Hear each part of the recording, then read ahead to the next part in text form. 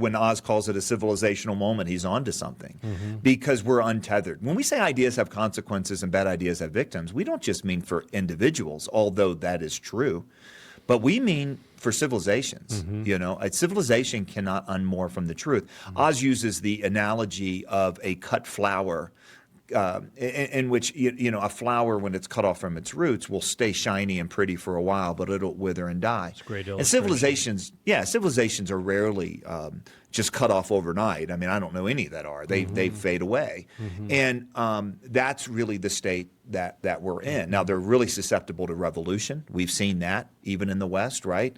That other forces, revolution rarely ends well. I mean, you have a couple good examples and mostly bad examples of revolutions. Yeah. But the reality is, I don't know whether, Greg, what the future of the Western world is. Yeah. I want to be, I don't want to be a pessimist. I don't want to be an optimist. I want to be a realist. It may be a Wilberforce moment, where God uses his people to restore and renew, like he did in 19th century Britain.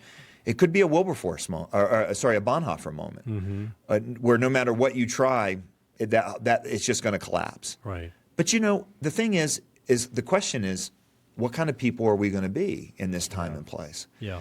And Bonhoeffer is a model for the generations because of his faithfulness. So is Wilberforce.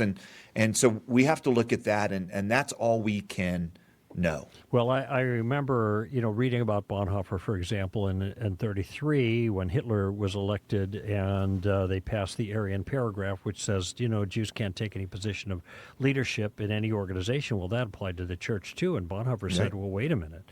You can't tell us how to run the church. Only Jesus can do that. And so he spoke and wrote letters and cajoled and back and forth and did all he could until finally he just drew a line in the sand and said no. And said no. And there was a whole lot of Christians that went along with the Third Reich in everything. Right. A lot of members of the church is what I mean. But not that we're at a Third Reich moment, but this is a perilous moment.